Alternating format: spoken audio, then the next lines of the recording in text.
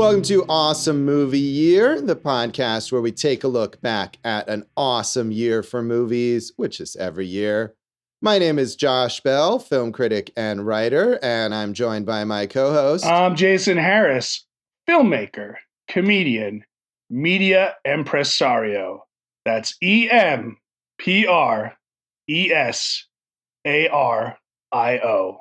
Impresario. So did you misspell that deliberately as a joke, or do you just not know how to spell it? I feel like either one is possible. That's EMPRESARIO.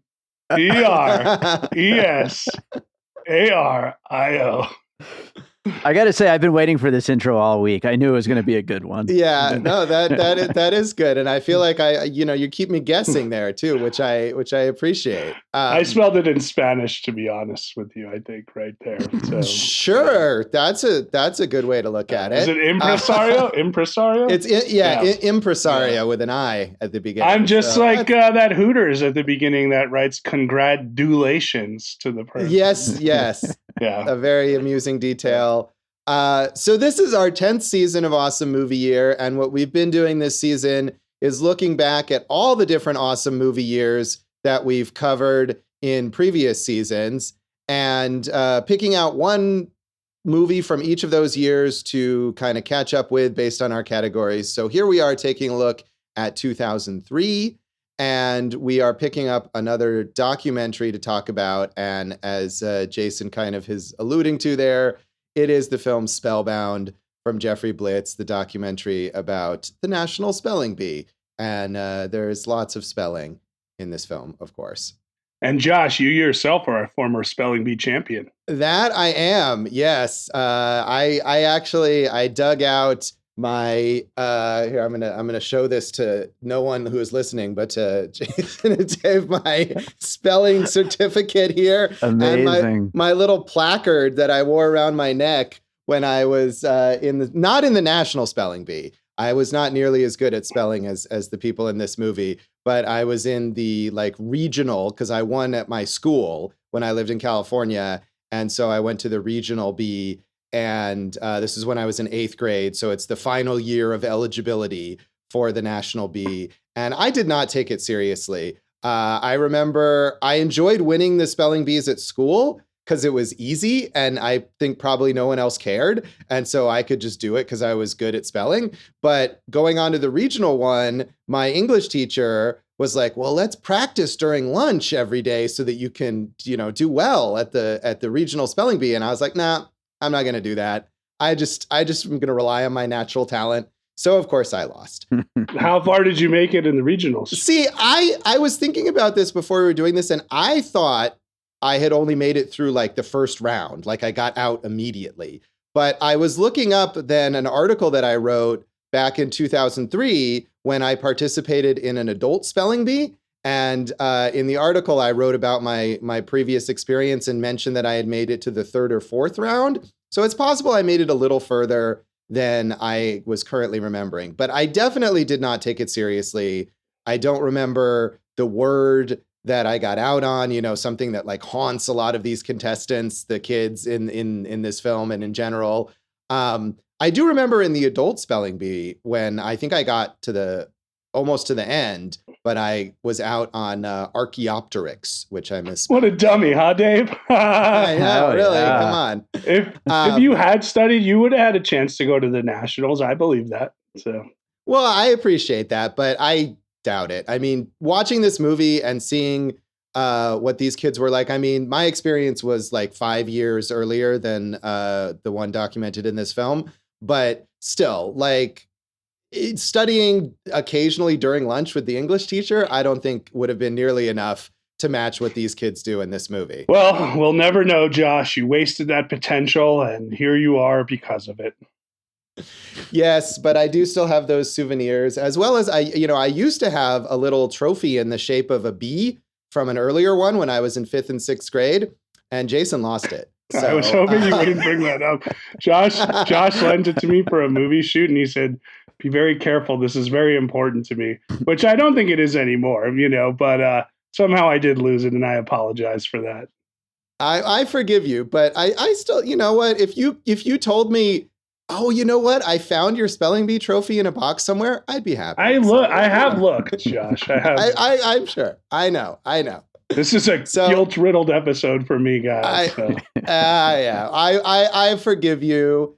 Forgive. We got to stop spelling stuff. We can not do that. Anyway, Spellbound was a big success when it was released. It premiered in 2002 at the South by Southwest Film Festival, where it won the Best Documentary Feature Jury Award and continued playing tons of festivals throughout 2002, including Tribeca and Toronto. And it was nominated for an Oscar in 2002 as Best Documentary Feature, but as far as I could tell, didn't get any kind of commercial release.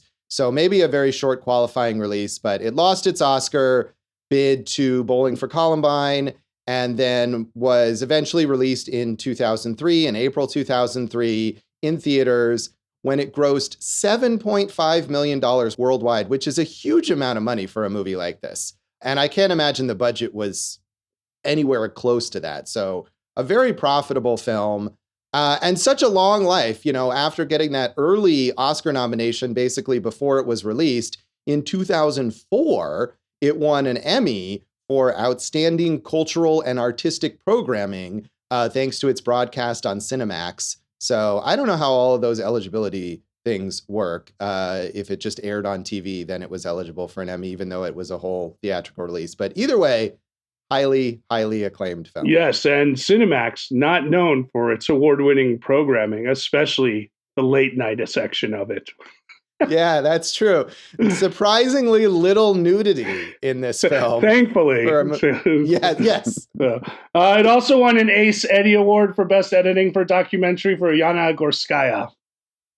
Yeah, and tons of other regional awards from critics and stuff like that. And I was trying to remember if Jason's hated organization, the Las Vegas Film Critics Society, had given it an award, but I may not have been in the Las Vegas Film Critics Society at the time, so I'm not sure. Well, I'm still not, because they're a bunch of thugs.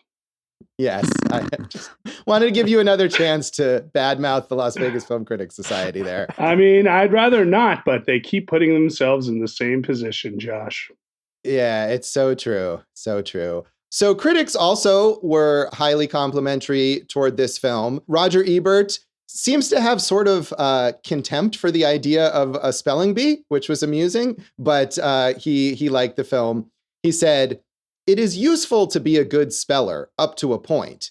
After that point, you're just showing off.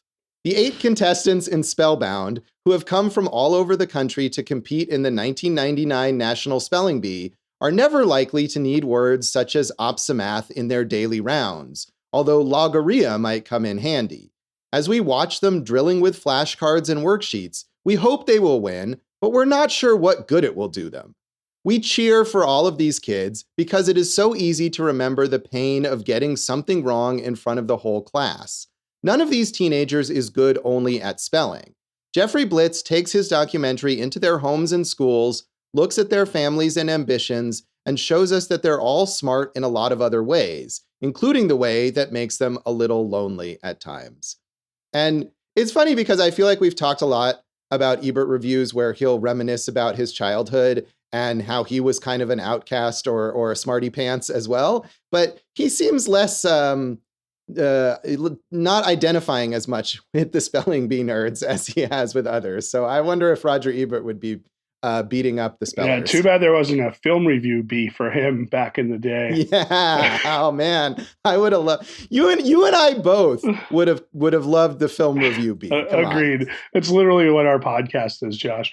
I some things, yes, they're okay. Lonely. They're teenagers. Every teenager feels lonely at some point. Did you root for all the kids, Josh, when you were watching this? I think they're all likable, except Harry is extremely annoying, but he's not unlikable. Yeah, no, he kind of is unlikable. I mean, he's the character of the film, I think, that most people would remember. He's a little old Jewish man trapped in a 8th grade child's body, I think, right? Yeah. I mean, I don't, he's a kid. I'm not gonna insult him too much or whatever, but he was the only one where I found his quirkiness annoying, and I was relieved that the segment of his home life was pretty short and we didn't have to spend more time with him. It was interesting because, like, when I say he's a little old Jewish man, even the joke he tells to the camera is like, two construction workers, Moshe and Harry. And it's like, Moshe, you know, a construction worker named Moshe? And it's like, no, I mean, at that age, you're so far of, it would be a tough age to have a documentary done about you because you're so far away from who you become, right? And it's such an awkward age anyway that I give them all a pass, unlike you, Josh, who hates the Jewish kid. No, you're right. I mean, I would not want to watch a document of my teenage life. It would be horrifying. And I'm sure I would have said a bunch of really stupid and annoying things. So I have sympathy for Harry. But again, at the same time, I didn't want to watch more of him, per se. The reason I asked is because, you know, Josh and I, we have a past of watching the spelling bee together. Sometimes, right? We've watched Spelling Bee together, I believe, at night or when it was on ESPN. And I remember there was that there were like certain spellers who like tap their arms or spell on their arms or like tap their chins, and like those rituals annoy me horribly. And you know, and they always do well, the people who do those things. Seems like. Yeah.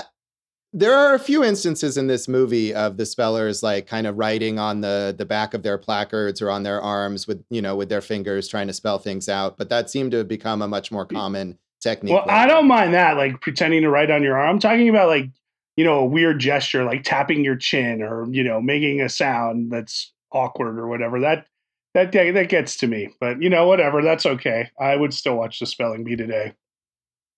Yeah, it's been a while since I watched it, but I'd be curious to see how it is, how it looks these days.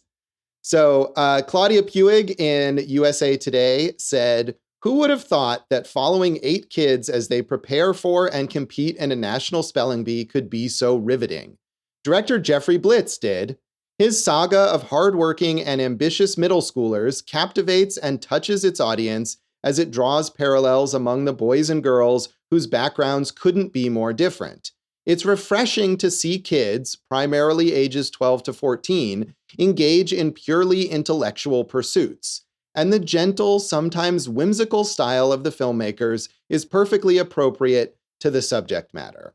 And I'm not sure if you could really call this purely intellectual, because obviously a lot of these kids are just, it's a competition. This could be a movie about, you know, we see the one girl who does horseback riding or whatever. You know, it could be a movie about almost any of those kinds of school extracurricular activities that have competitions that aren't necessarily like typical athletics. Well, I thought you were going to say not purely intellectual because like that mother says, like, you know, when her daughter is at home, she's like kind of an outcast because of how smart she is. But when she goes to the spelling bee, she's with people that she relates to more, and it becomes like a more friendly endeavor. Well, right. That's true. I mean, it is sort of a way for these social outcasts to find people who are like them. But I mean, they're not just doing it because they're like really fascinated by language or whatever. I mean, it's a competition. Yeah, and they're trying to win something. Right. Sure. That's true. Also, I want to, like, I agreed with the last part of that review, but the beginning was just so bad. Who would have thought this would have been interesting? The director thought that and made a movie about it. Thank you for that. Great writing there. Yeah. I mean, I think the point is that, you know, he realized that this would be interesting, even though most people wouldn't have expected it to be, which is fair. I think now, you know, this movie was so successful and so influential that we take it for granted that something like this would be interesting, but it was less likely at that point. No, that's why we picked this. I mean, to me, that's why we picked this, because it's a prototype of so many more documentaries of this ilk. Yes, it is. And so, but I think because we've seen that so much, you forget that maybe this wasn't as likely a subject to make a documentary about when he did this, you know, in 1999. Who didn't forget? I didn't forget. That's why we picked it. Good job, Jason. Finally, this is a slightly odd one. Ella Taylor in LA Weekly said, Blitz's affectionate visual wit and instinctive dramatic flair as he carries us through the finals make this a delightful account of American class ambition, albeit with a dark undertow. The one thing that's missing is a child who simply gets off on the eros of the perfectly spelled, perfectly pronounced word. For the committed word nerd, spelling has its intrinsic pleasures. But in Spellbound, it's another example of the peculiarly American mania for turning everything, even play, into work. So I think she's looking for someone with a spelling fetish, but I'm not sure exactly. Again, I have to go to the editor of this review and be like, hey, maybe we should take out the word gets off when describing what the child wants you to do or what you want from the child. Like, it's kind of cringy, my friend. Yeah, it is. I mean, I understand what she's saying. Yeah, it's sort of, she wants that pure intellectual, like, oh, I just love spelling so much, and maybe we get that with the champion George Stampy, but I feel like 1 year, because George Stampy won the spelling bee like a year or two after this one. I feel like you and I watched one time and you were really a fan of George Stampy. Yeah, I was. And I was excited. I didn't remember he was in this one. And George Stampy, maybe my all-time favorite speller at the National Spelling Bee. So yeah, I did see one Letterboxd review that said that George Stampy is one of the all-time great movie villains. So he's not in this, or how's he a villain? Yeah, in this. Oh. No, in this. I mean, I guess because he's not one of the spotlight characters, and he shows up kind of late as like this formidable competitor, and he does seem a little smug about Jesus endorsing his for spelling bee champion. Yeah, his three rules of spelling is believe in Jesus, honor thy mother and father, and work hard. And it's like, I don't know what to make of that. It's an interesting way to go about spelling, Stampy. But I did look him up, and he's very successful now, not surprisingly. Yeah, I mean, almost all of these people go on to be very successful, and we'll talk about that later, I'm sure. But I also saw George Stampy on like LinkedIn or something, and had an impressive array of credentials there. So good for him. Yeah, and it all worked out. So, Jason, did you see this movie when it first came out? I think we both did. If I'm not mistaken, this was one that you took me to for a screening, when you were covering it or whatever. And it was so enjoyable back then, and still to this day, so enjoyable. Yeah, I agree. I think we probably did see it together at a screening. I'm pretty sure I did go to a press screening for this, although I couldn't find if I had written a review. But yeah, obviously I had the personal history with spelling, and this movie came out weirdly just like a few months after I did that adult spelling bee, just randomly. So I was really in a, spelling frame of mind. But I liked this movie a lot then. I think I maybe liked it even more this time. I just thought it was so enjoyable. I have memories of us in the theater, and like people are just laughing and like rooting, and it was a lot of fun as an experience. I got to say, it just is a good movie. So. Yeah. So, Dave, did you see this when it came out? I don't remember when I first saw it, but I have this weird, and we'll talk about the director's other work later, but I know that his film Rocket Science played at Cinevegas later on, and I feel like they showed this before that, because I saw it there. I saw Rocket Science there, and I feel like I saw Spellbound at the same time, possibly. It's possible. Yeah, maybe. I remember also seeing Rocket Science at Cinevegas, and I mean, if they did show Spellbound, I probably didn't watch it because I'd already seen it. But yeah, that is possible. Did you ever participate in a spelling bee, Dave? I sure did. Yeah, I was actually I was the person that the camera caught on the news when doing like the segment on the fact that there was a spelling bee in town, and I think I did pretty good. I didn't win though. I wasn't as good as you, Josh. Oh, all right. Well, was this in Las Vegas or in Pennsylvania? This was back in Pennsylvania. Yeah, I don't remember what grade. I want to guess like maybe 6th or 7th, something around there. Okay. Yeah. Do you remember what word you lost on?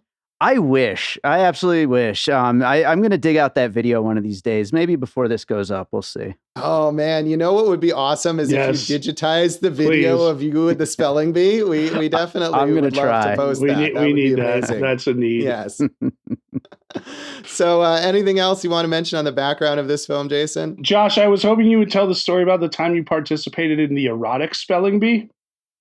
That is not a thing that I ever did.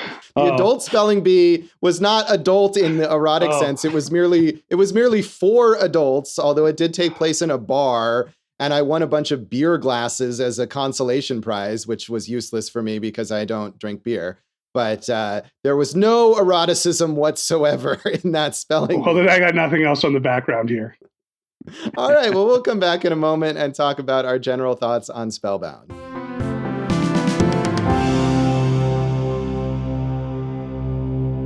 Welcome back to Awesome Movie Year in this episode of our special anniversary-ish retrospective season.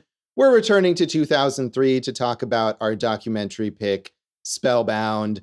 And as we're saying, this movie is just delightful, I think. It's just so much fun to watch. And the characters, or the subjects rather, despite my slight annoyances with Harry Altman, I think are all just so likable, and they're so easy to engage with and root for. But also, they're all very different. And one of the things that was alluded to in some of the reviews that Jeffrey Blitz, I think, does really well here is that he picks this really good range of people in terms of socioeconomic class, in terms of national background, race, gender, all of that. And this movie really is like sort of a microcosm of American life in a lot of ways because of the range, from, is it Angela, I think her name, the African-American girl who lives in Washington, D.C. and, has this working class mother. And her name is Ashley, if I'm not mistaken. Angela is the one in Texas who comes from the immigrant family from Mexico. Right. So, I mean, both of those, represent this kind of, this much less privileged background. And then you have the girl from Connecticut who has this obviously very upper class background. And she has the scene, the great moment when she mentions how they were going to bring the au pair, but they decided not to bring the au pair, and how that made it a nice bonding moment. And you could not script a better oblivious, upper class privileged kid thing to say than that. So I feel like Jeffrey Blitz, he doesn't comment. There's no narration. There's no, pundits reflecting on this, but he really reflects the broad range of American society in the way he shows stuff. Yeah. So that's Emily from Connecticut, the rich girl who does the writing and the singing also, right? You have Newper from Tampa, and she comes from a family from India. And, there's Ted from Missouri, and I think they kind of live on a farm style thing. And then there's also April from Pennsylvania. They live in a very blue collar town, Harry, you mentioned, from Glen Rock, New Jersey, home of the kosher Nosh Deli, Josh. And then there was Neil, whose family is in San Clemente. And that's an interesting one because that one, another family of immigrants, and that dad is so beholden or in reverence to the American dream, which he's clearly captured, right? He has his own real estate company, and they've built their own house, him and his brother. And he just thinks if you work hard, anything can happen. And it's a pretty interesting look, like you said, at the cross sections of people.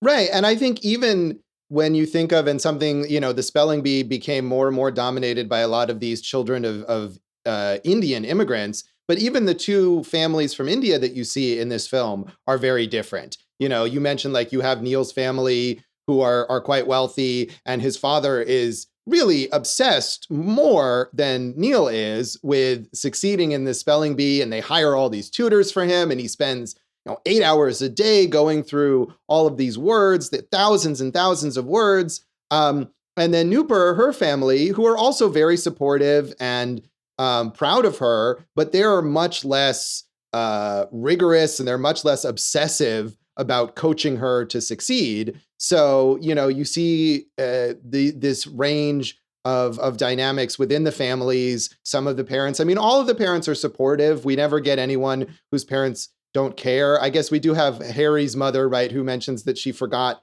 he was in the regional spelling bee until she got a phone call that he had won. But even that doesn't seem like she's not supportive. So, well, they do.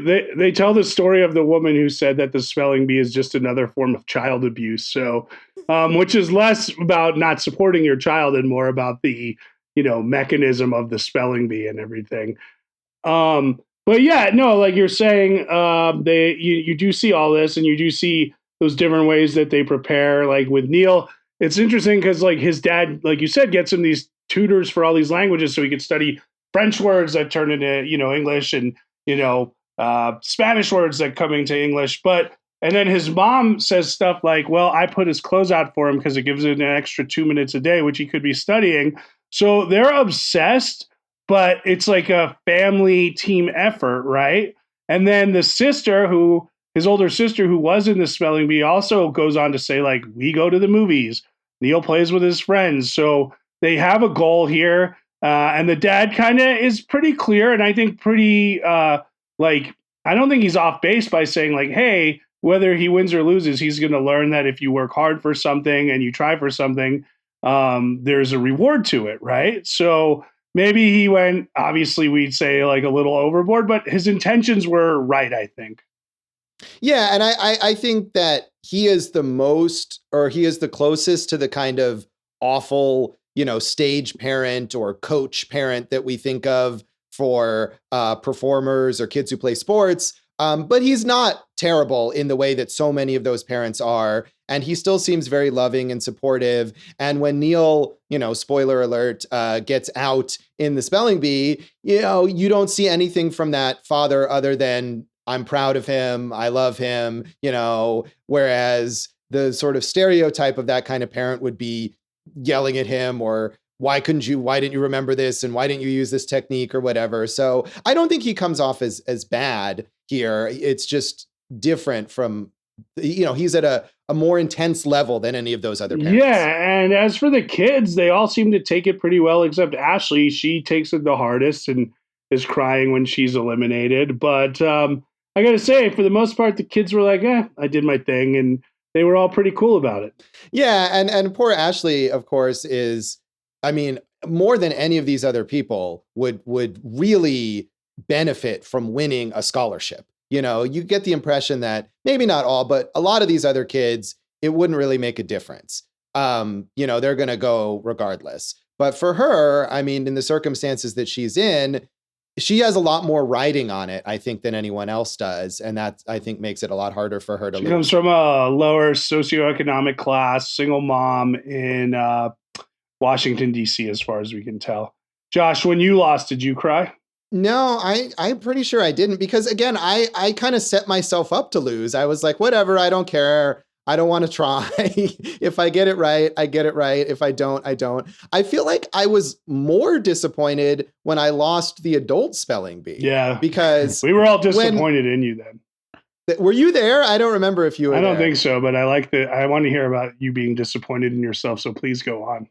Yeah, well, because I think the thing was, as a kid, like I said, I was like, whatever, I'm not really going to take this seriously. I assume one of my parents at least was there because they would have had to drive me to it. But I don't think it was something that my parents were like, oh, wow, you're in the spelling bee. Let's go as a family and cheer you on or whatever. Whereas in the adult spelling bee, I think I had talked up my spelling abilities to my coworkers at Las Vegas Weekly at the time. And a bunch of them were there.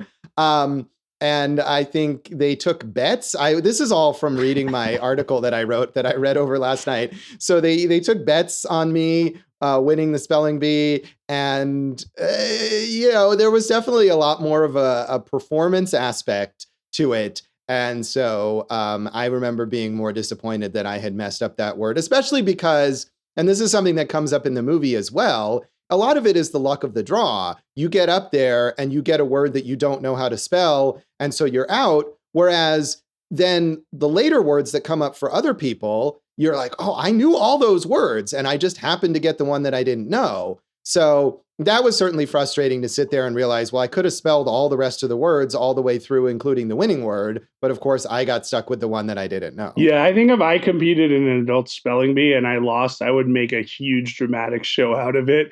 like I was really disappointed in myself and the result, and just go over the top and confuse people. Some would know it's a joke, and some would just be like, "What is wrong with this guy?" Actually, they'd all probably say, "What is wrong with this guy?" but for different reasons. Yeah, maybe if you were asked to spell impresario, that would happen. Impresario, impresario. There you go. Now you got it. Okay, there we go. Yeah. So we talked about Harry. He's kind of like the character that stood out, I think, in the reviews for a lot of people. Ebert loved him, and he's got all these unique tics, shall we say, and he talks to himself and criticizes himself while he like comments on his spelling while he's spelling and everything. And I thought that was, I guess where I'm getting at is like, if you take him and then you take April's mom from Pennsylvania and you see those reaction shots of like her every time April does well, I thought to myself, this could have been a Christopher Guest movie if this wasn't real life. Oh yeah, certainly. I mean, and those Christopher Guest movies really have the same structure as this movie. And absolutely, there's a lot of characters, and that's another thing that Jeffrey Blitz does well. He picks out people who are entertaining to watch, who are quirky, and some whether it's the parents or the kids. Some of the kids are a little dull, like Neil, who we were talking about with the really obsessive father. The father is fascinating. Neil himself barely seems to have anything to say. So it's a balance of that. But yeah, there's a lot of funny, strange people in this film, and you wouldn't take much to exaggerate them a little more to make this into like a scripted Christopher Guest kind of comedy. Right. And it is interesting, like you're saying, like with Neil's dad, and he's the American dream and you can go for it. And then you get to April's dad and he's like, I was born on the other side of town and then I moved to this side of town. Not much of a success story, right? Like, right. But they seem satisfied with their life, which is great, So I thought, like you're saying, he also kind of lucked out. You wonder how many. I know he followed at least one more kid that didn't make the final cut, but he got the champ in this one. That's pretty good. And I would have thought he would have had Thampy because of that, because Thampy was a favorite, but Nooper ended up winning. This is not a spoiler alert. This is on the record from years ago, but he got the champ, which is pretty cool. Yeah, that is lucky. And I did kind of wonder there when they briefly show you a bit of Thampy and they talk to his parents and they've got the footage of him from his church, if he was sort of hedging his bets, like, it seems like this guy might win. Let's get some stuff of him just in case. But yeah, I mean, he definitely, not only does he get Nooper the champion, but almost all of the people that he picked do really well and go really far. Ted from Missouri is the only one who gets out in the first round, but the rest of them go at least a couple rounds and a lot of them into way toward the end. So yeah, he picked, he made good choices here, picking the subjects for that reason. And also for all the reasons of the diversity of storytelling and representation. So, something that I think would be a lot more top of mind for somebody who's making a documentary now, but, was less of a thing that people were talking about as much in 2002, 2003. But, he does it, and he doesn't draw sort of, extra attention to it. Like, look at this commentary on American society. It's just there. And I liked that about it. Just to follow up on this whole American dream thing, I thought Angela, who's dad and mom are from Mexico and they came over, with a coyote illegally or whatever. And I thought that was an interesting story because, the father had just been kind of raising cattle for a rancher for the last 30 years. And, he's one of these like not racist, right? Like, right. There's a lot of good Mexicans out there, that type of guy, right? And, doesn't know he's racist. And the father he had never traveled anywhere. He said, this was my goal, to get my family to America. And then he got to see his daughter compete and she didn't win, but it didn't matter. And he said, this is the life. This is why we made this risk, to give our kids a better life. So I thought that was a good story as well. Yeah, it's heartwarming there for that kind of full circle immigrant story. And that is a great bit where you have the rancher and his wife, and not only they're sort of telling on themselves as being racist, but just again as Christopher Guest style Right. characters, and they're hard of hearing, and they keep having to yell at each other, and she's doing her knitting the whole time, and everything is like, you could not script this better.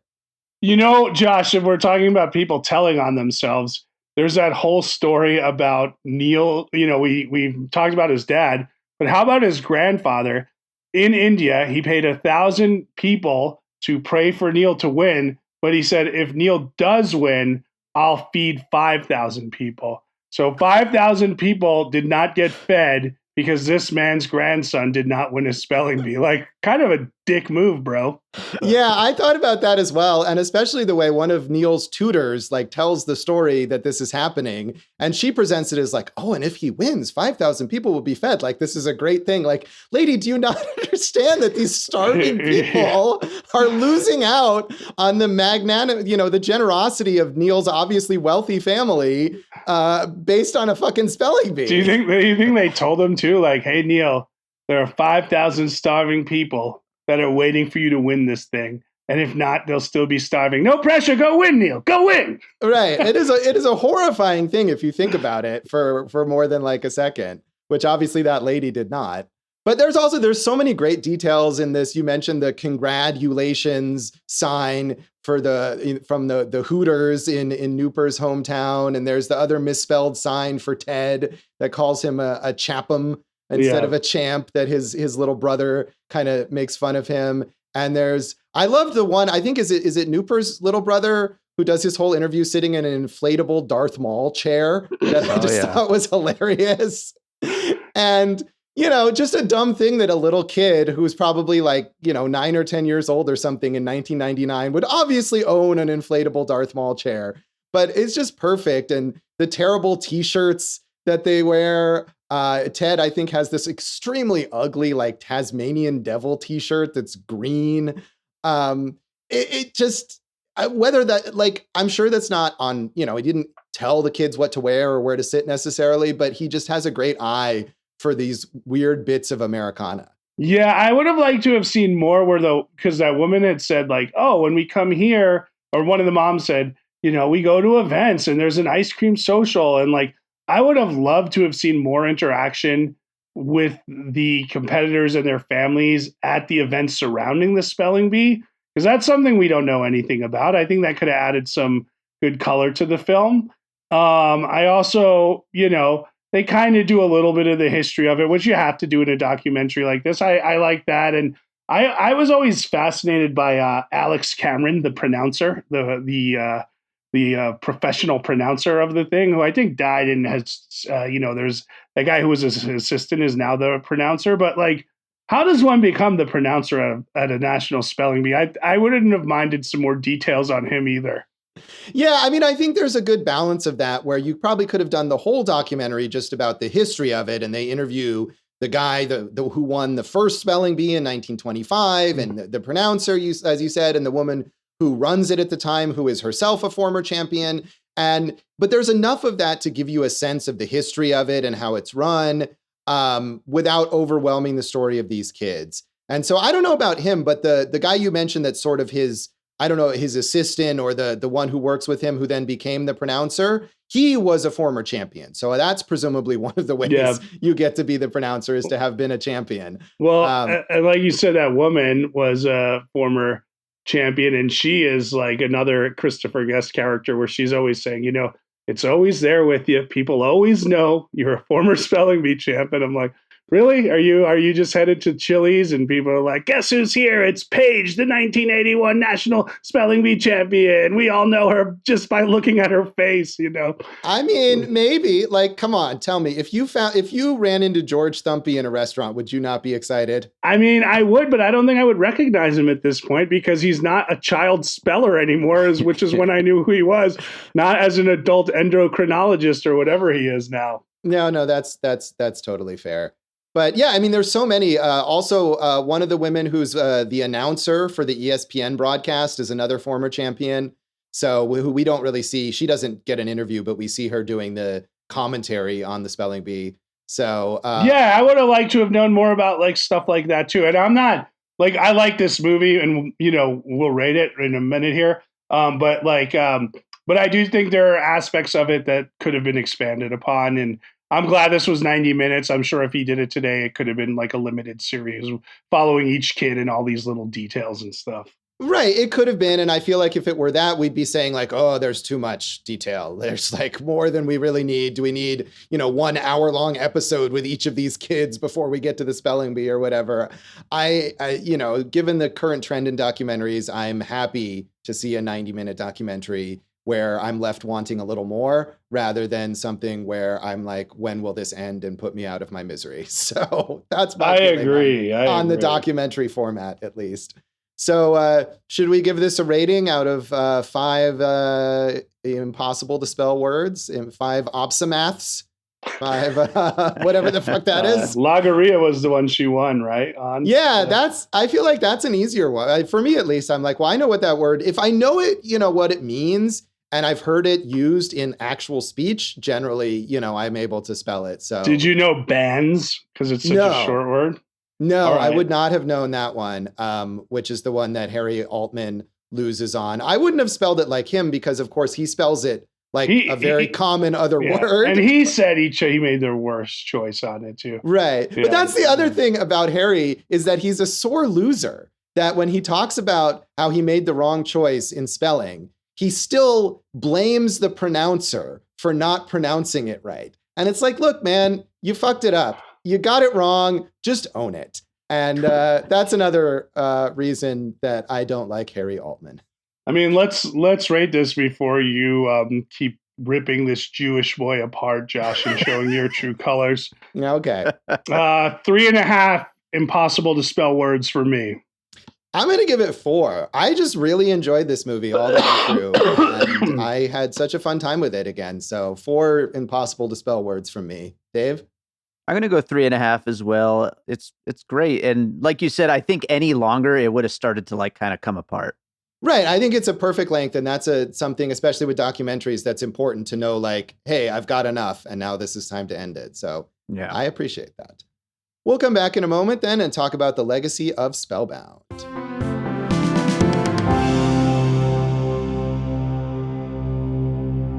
Welcome back to Awesome Movie Year. In this episode of our special retrospective season, we're talking about 2003 documentary pick Spellbound. And as we talked about, a big legacy of this movie, because it was so successful, is other movies that follow similar structure, documentary films about kind of weird niche competitions. And there's so many of them. I was looking through a Letterboxd list of movies like this, and it was like, 50 plus movies. And I've seen a small number of them. I remember there was a documentary about Scrabble players called Word Wars that I enjoyed. Science Fair is one from a few years ago that was very successful. That was up for a lot of awards and stuff, is probably, one of the more high profile ones. And just less than a year ago, I think there was a Disney Plus film called Own the Room that I watched that was about like a business pitch competition with college students. So do you have any favorites of that genre? Yeah, I mean, I even think Boys State was kind of similar to that. We've covered King of Kong here. We're talking about these offbeat competitors doing things like that. So you can kind of look at all these things. I remember I watched one on like a magic camp, and they're all like, this was the one that kind of mainstreamed it. But like you said, that list of 50 doesn't surprise me, and I'm sure I've seen a lot more than I'm thinking of. But off the top of my head, those are a few good ones. Yeah, I mean, looking through that list, I actually noticed that there were a couple on there that I had apparently seen, and I was like, oh, I didn't even remember I saw that. There was one about the World Series of Beer Pong that I must have seen at a festival somewhere or something, and I, was completely forgettable, but it existed. And the Spelling Bee itself, which was already getting, partially broadcast on ESPN in 1999, this movie really elevated the popularity of the Spelling Bee even more. And it had a period of time when the finals were broadcast on ABC in prime time. That might have been, Jason, when you and I watched it together, because it was, hyped up and it was a broadcast in prime time. And the Spelling Bee itself became so popular that the competition got, it seems like, a lot more heated. And these kids, we think some of the kids in this movie, like Neil, are training insane amounts or, learning thousands and thousands of words and how crazy it is. But it gets even more so to where they have to change the rules so that it's harder, because otherwise, like, all the kids just spell all the words immediately. And in the 20, I think it was in the 2019 B, they had an 8-way tie for the winner because they ran out of words for the finalists to spell. So it's a huge deal now, even far more so than it was when they made this film. I didn't know that. It has lost some of the steam of, like, kind of like World Series of Poker when Chris Moneymaker won and then it was all over TV. And now you're like, yeah, you could still find it, but it's not as prevalent. But an 8-way tie, no, you fight to the death. Right. Well, that does seem like an anomaly, because in the B the following year, they went back to just having one winner. But still, like, all the different rules that they had to implement in order to sort of narrow down the field of competitors and make it so that people will still get eliminated. They have to implement time limits and all this other stuff, because these kids are so good and they know so many words that, like, no one will lose otherwise.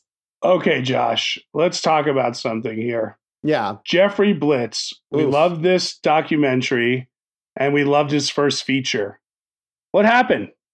Well, I mean, yes, his first feature, as we were talking about before, Rocket Science, which has a lot of the same themes as this film about academic competition, was a big breakout role for Anna Kendrick. Very entertaining movie. He also made another documentary, which I haven't seen, called Lucky, about lottery winners. I watched it. Is it any good? It is. It follows the same format. We spread across, find 8 different lottery winners. It doesn't have the energy that this one has. The editing is really boring. Not to say that this editing was so dynamic, but it kept the pace going, and it just kind of fell flat. Like, I don't know why. It seemed like it almost was like, yeah, I guess I'll do something to make some money or something. It just didn't have the passion that this one seemed to have. Yeah, that's a shame. And, he's only made 2 narrative feature films. And his second one, which also had Anna Kendrick, called Table 19, which is about guests at a wedding, is awful. I don't know if you've seen that movie. I haven't. I remember you telling me it's not good, though. Yeah, it's very bad. But I mean, he's had an extremely successful career as a TV director. He works constantly. He was one of the main directors on a lot of episodes of The Office. So yeah, he won an Emmy for The Office. He's successful in that way. But I think what we would have maybe hoped for him based on watching this movie is not where his career went. I mean, in a way, it's similar. We talked about The King of Kong and Seth Gordon and the career that he's had that was a bit disappointing based on how good that movie is as a documentary. And I feel like it's a similar trajectory. Yeah, so he won an Emmy for directing The Office. He won the Dramatic Directing Prize at Sundance for Rocket Science. And now, like you said, he does a ton of TV directing, most recently Upload and the new Anna Gasteyer vehicle, American Auto. Which just, I mean, as we're recording this, just premiered like a few weeks ago. So he's certainly keeping himself busy. But I wonder if he's, trying to get back into a narrative feature or even another documentary. I'm sort of surprised there never was like a Spellbound 2 where, they follow up on these people and see where they are 10, 15, 20, whatever years later. Yeah, but there was that one a couple of years ago that was also about spelling and maybe the spelling bee or something. I don't remember what it was called, but Nooper was in it again. Yeah. You know what I'm talking about? Yeah, it's a Netflix film. And I would have loved to watch it if I'd had the time. It's called Spelling the Dream from 2020. And yeah, Nooper is in it. I assume obviously not as a competitor anymore, but probably similar to what we have in Spellbound with some of those former contestants commenting on it. So I would be curious to see that one. And spelling bees in general were a bit of a trend also in narrative films. I have seen Aquila and the Bee with Keke Palmer. I apparently had seen Bee Season, which I forgot that I'd seen, but I looked at my review and it was not good, according to me, in like 2005 or whatever. Was that the one with Lawrence Fishburne? I don't know. That one has Richard Gere And I forget who the kid is, and it's like a weird family drama. The kid is a spelling champion, and Richard Gere, her father, is like a Kabbalah scholar, and Juliette Binoche plays her mom. And I honestly remembered nothing about it, but reading my review, it sounded like it wasn't very good. All right. Lawrence, I don't know if Lawrence Fishburne was in Aquila and the Bee, but that's Keke Palmer is the main character, who's a young African-American girl who starts, succeeds and gets to the National Spelling Bee. And I don't know, Jason, did you see Bad Words, the Jason Bateman film? Yeah, his initial effort at directing a feature film, right? His first feature, where he's kind of like taking the kid to the spelling bee, and it's it's both feel good and somewhat adult in the humor, right? Yeah, was that good? I remember it got a lot of not good reviews. I thought it was all right. Nothing, I don't remember it well enough, so it couldn't have been great, right? So. Right. So we don't necessarily need to go through every one of these participants, but a few notable ones. You mentioned Nooper having been in that film Spelling the Dream, and she was the winner, so obviously like the most high profile from this film. Apparently she turned down an offer from MTV to do a reality show when she went to college, which is probably a smart move on her part. Emily Stagg, the contestant from the upper class Connecticut family, wrote a New York Times op-ed in 2006 where she was somewhat critical of the spelling bee, mainly just kind of suggesting some changes and the idea that spelling is, in the age of computers, not really that valuable a skill anymore. And she wanted it... Emoji bee? She wanted it. Yeah, there you go. She wanted it to be changed to a definitions bee, maybe, where it was about vocabulary and knowing what words mean, or at least expanding the role of that. So it was kind of mild. The way it was, listed on like Wikipedia is like, oh, she was, critical. And I thought, oh, maybe she's saying that it ruined her life or something, but it's very, very mild what she says there. And then sadly, as we were saying earlier, most of these people, they go on to very successful careers, multiple degrees and all of that. But Ted Brigham, the one from the farm in Missouri, died in 2007 of undisclosed causes, which seems like a very weird, mysterious thing that happened while he was in medical school. So a sad note there at the end. I don't know. Do you have any other notable things about these people you want to mention? No, I looked at, April has written 2 books, The Study Guide and Where to Start. And yeah, like you said, they're all successful, right? Neil's a chess champion, and your boy Harry is PhD, and everyone's successful. They're all doing great. They all have PhDs and stuff like that. So. Right. That's what I'm saying. All of them, they go on to these multiple degrees and successful jobs. And I did look up Harry's Twitter, which was full of like obscure jokes about math formulas that I didn't understand. That's fantastic. Yeah. Can you read us one right now? Let's see here. So he has 581 followers on Twitter, and his bio is "I potato what I potato, and that's all that I potato." Yes. So that's good. That's his description. So here's his tweet from December 28th. He says, "I can't think of weird distributive lattices." So, Is that a math joke that I'm not?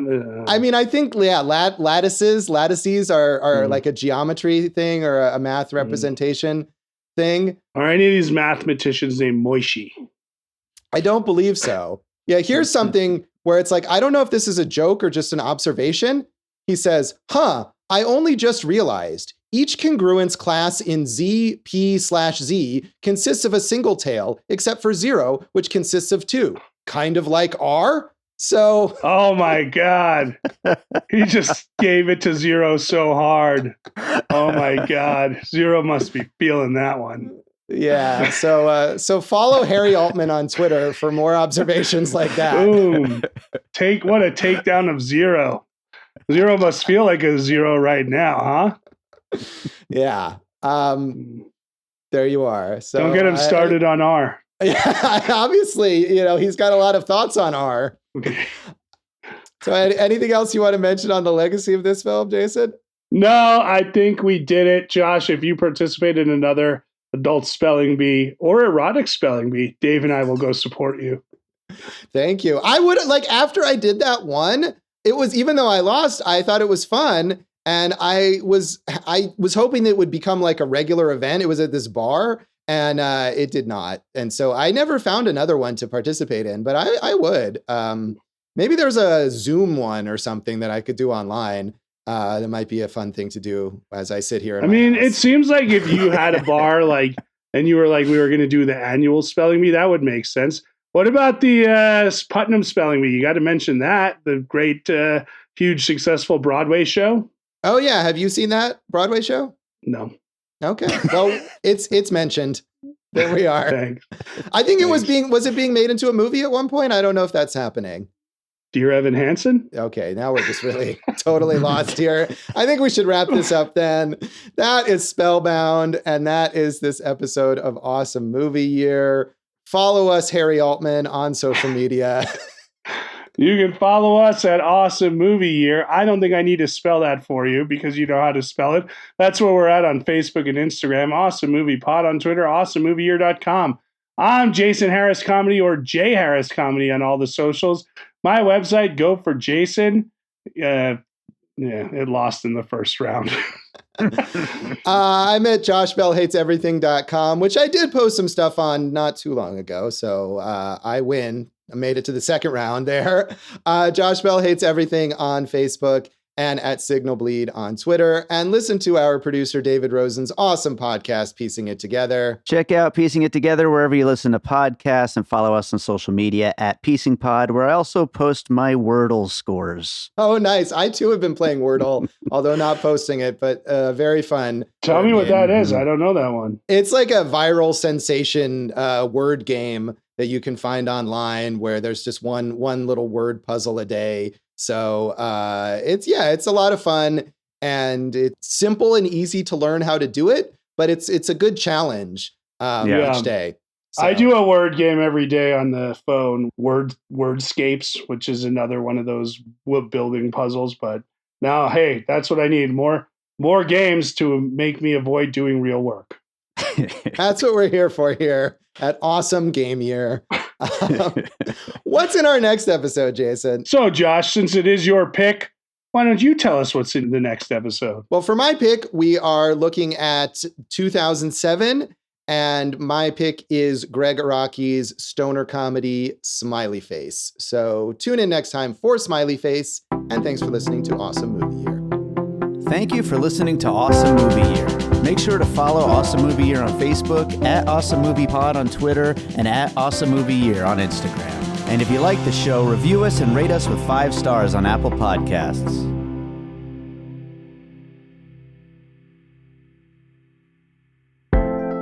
An All Points West production, produced by David Rosen in Las Vegas.